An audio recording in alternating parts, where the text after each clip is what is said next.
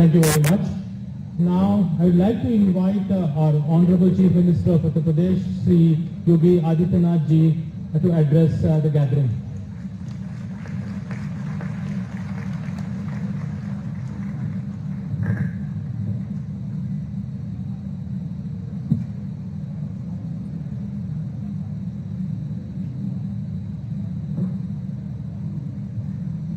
E-mobility, vehicle and future mobility से जुड़े हुए आज के इस महत्वपूर्ण सत्र में मुख्य अतिथि के रूप में उपस्थित भारत सरकार के सड़क परिवहन, राजमार्ग मंत्रालय के माननीय मंत्री आदरणीय नितिन गडकरी जी, प्रदेश सरकार में मेरे सहयोगी मंत्री श्री दयाशंकर सिंह जी, नीति आयोग के मुख्य कार्यकारी अधिकारी श्री परमेश्वरन अय्यर जी, प्रमुख सचिव परिवहन श्री एल वेंकटेश्वरलू जी,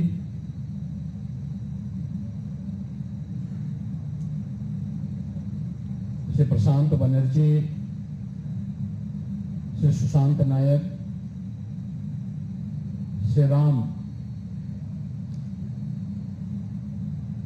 टुडरी, मुख्य कार्यकारी अधिकारी काशिश ग्रुप, आज के इस कार्यक्रम में उपस्थित प्रदेश सरकार में मेरे सभी सहयोगी मंत्रीगण, इस क्षेत्र से जुड़े हुए सभी उपस्थित जितने भी स्टेक होल्डर्स हैं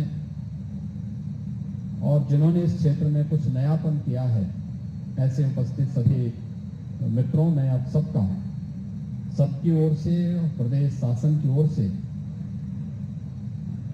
आज के इस सत्र के मुख्य अतिथि माननीय श्री नितिन गडकरी जी का यूपी ग्लोबल इन्वेस्टर समिट में हृदय से स्वागत करता हूं, उनका अभिनंदन करता हूं।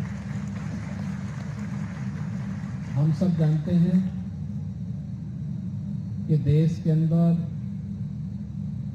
इंफ्रास्ट्रक्चर डेवलपमेंट में क्या भूमिका का निर्वहन कर सकता है, वह पिछले 9 वर्ष के अंदर एक नए भारत की जो तस्वीर प्रधानमंत्री मोदी जी के नेतृत्व में हम सबको देखने को मिल रही है, उस इंफ्रास्ट्रक्चर के वास्तव में जो मुख्य, यानी जिसको आप एक सीईओ कह सकते हैं, वो आज आपके सामने हैं और वह हैं भारत सरकार के सड़क परिवहन और राजमार्ग मंत्रालय के माननीय मंत्री श्री नितिन गडकरी जी। मित्रों, ये संवाद हम सबको भले ही इस ग्लोबल इन्वेस्टर समिट के माध्यम से प्राप्त होगा ही, लेकिन हम सब इस बात को जानते हैं कि व्यक्ति हो या समाज, अगर हम समय से एक कदम आगे चलने की स्थिति में नहीं होंगे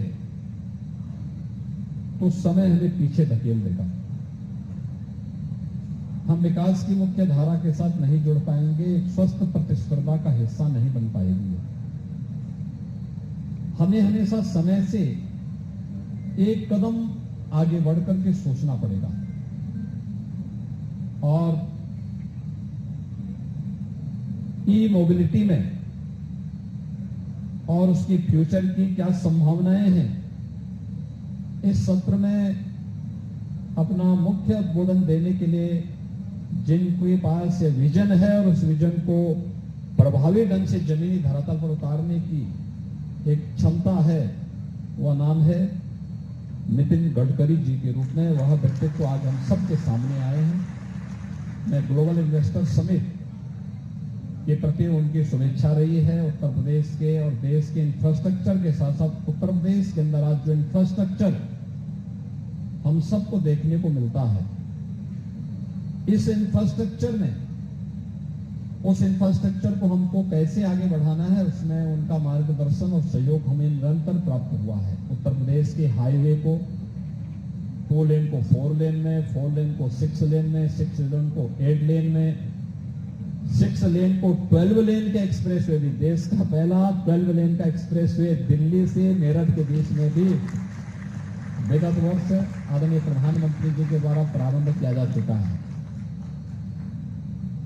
दिल्ली से मेरठ की दूरी 4 घंटे लगते थे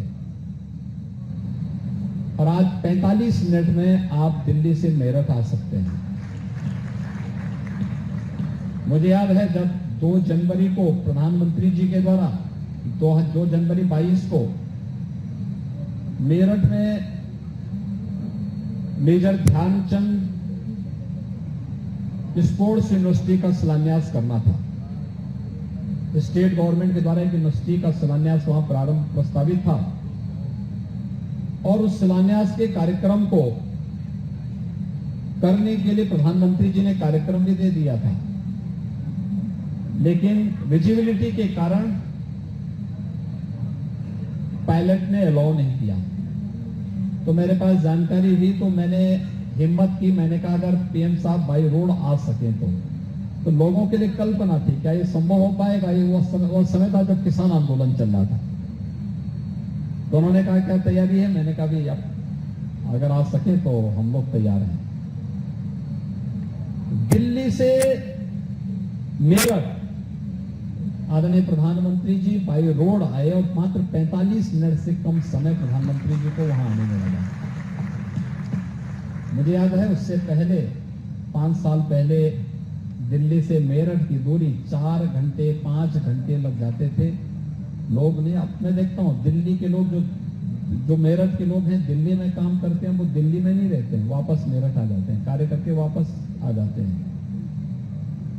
ऐसे प्रदेश के अंदर, देश के अंदर कहीं भी इस कनेक्टिविटी का लाभ आज हम देख सकते हैं और उत्तर प्रदेश के अंदर कनेक्टिविटी को बेहतर होने का परिणाम इस ग्लोबल इन्वेस्टर समिट की सफलता के पीछे वह भी एक रहस्य है।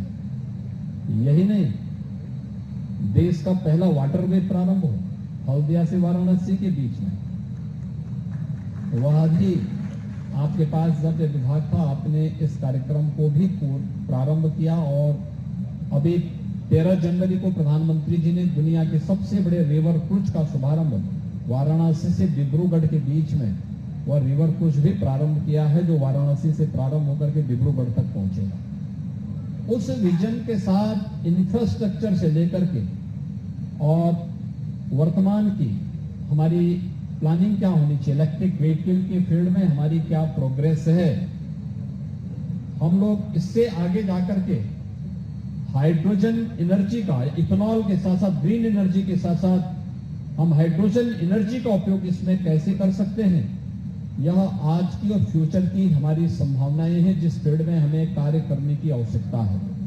आज के दिन पे सच है कि देश के अंदर सबसे अधिक इलेक्ट्रिक व्हीकल उत्तर प्रदेश में है, लेकिन वह ज्यादातर ई रिक्शा के रूप में। 2 व्हीलर सबसे अधिक कर्नाटक के पास है और 4 व्हीलर महाराष्ट्र के पास है। ये 3 राज्य देश के अंदर ऐसे हैं जिन्होंने इलेक्ट्रिक व्हीकल के ज्यादातर जो फील्ड में है, इन तीनों ने कार्य किया है और इसलिए उत्तर प्रदेश शासन ने अपनी इलेक्ट्रिक व्हीकल की पॉलिसी ला करके इस फील्ड की उन व्यापक संभावनाओं को आगे बढ़ाया है। मेरा मानना है जैसे आज के दिन पर हमारे पेट्रोल पंप है, इससे भी नजदीक हर 15 किलोमीटर की दूरी पर या 25 किलोमीटर की दूरी पर हम चार्जिंग स्टेशन स्थापित करवाएं। अभी से प्लानिंग होनी चाहिए, अभी से हम तैयारी करें, अभी से उस दिशा में कार्य प्रारंभ होंगे तो उन व्यापक संभावनाओं को आगे बढ़ाया जा सकता है। और प्रदेश सरकार इस दिशा में, अगर वास्तव में आपने देखा होगा, मैं जनवरी फर्स्ट वीक में नोएडा, ग्रेटर नोएडा में और गाजियाबाद में था। स्मॉग के कारण पूरी हवा वहां दम घुटू सी थी। और वहां पर कुछ ही देर मुझे बाहर खड़ा रहना पड़ा था, पूरे आंखों में जलन होने लग गई थी। तो मैंने पूछा, मैंने कहा इतनी जलन क्यों हो रही है? तो पता लगा स्मॉग के कारण लोगों को सांस लेने में समस्या आ रही थी।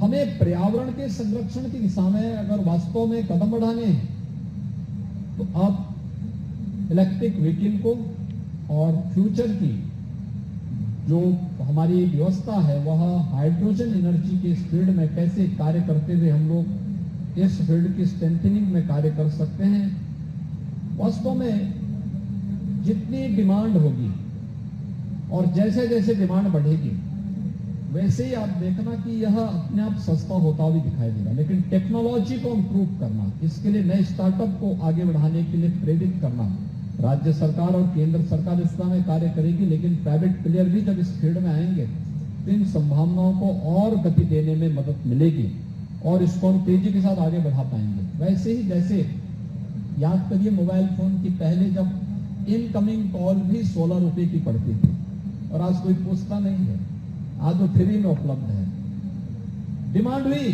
तो लोगों ने उसके साथ उसकी कीमत भी कटती गई, हटती गई और अंततः ऐसा हुआ कि फ्री में ही सुविधा प्राप्त होने लग गई है। उसके बहुत सारे फीचर आ गए, बहुत सारी चीजें आगे बढ़ चुकी हैं, हम उससे भी बहुत आगे बढ़ चुके हैं। और ऐसे ही इस फील्ड में भी हमें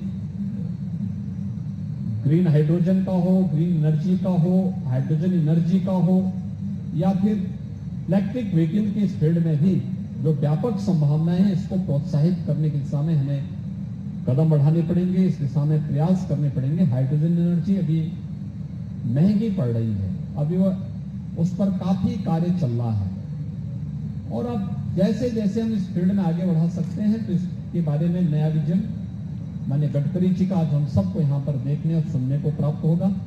मैं आज के इस अवसर पर एक बार फिर से ग्लोबल इन्वेस्टर समिट में माननीय गडकरी जी का आज यहाँ पर मार्गदर्शन प्राप्त हो रहा है। अपनी